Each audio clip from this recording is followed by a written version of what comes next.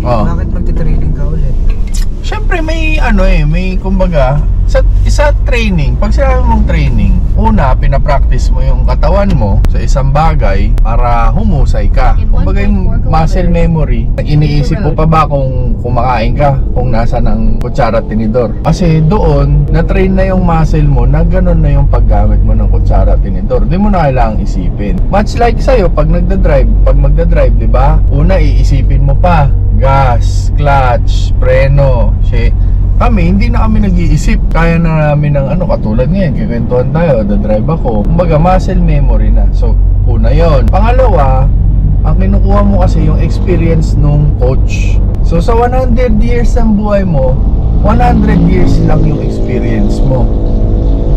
Pero pag kinuha mo yung experience ni Richard, in-apply mo sa'yo, so maaaring may 200 years of experience ka. Kinuha mo pa yung sa isa, may 300 years of experience ka. So ganun. Pag nagtitraining, tinuturuan mo yung katawan mo, sa akin kinukuha mo yung experience ng iba para hindi mo na pagdaanan pa. Kumbaga pag nandyan sa harap mo, alam mo kung anong gagawin mo. Kasi ito yung pinagdaanan ni ganito ito pala yun, applicable. Ganun. Kaya ang training, hindi lang minsan, hindi lang dalawa, continuous learning.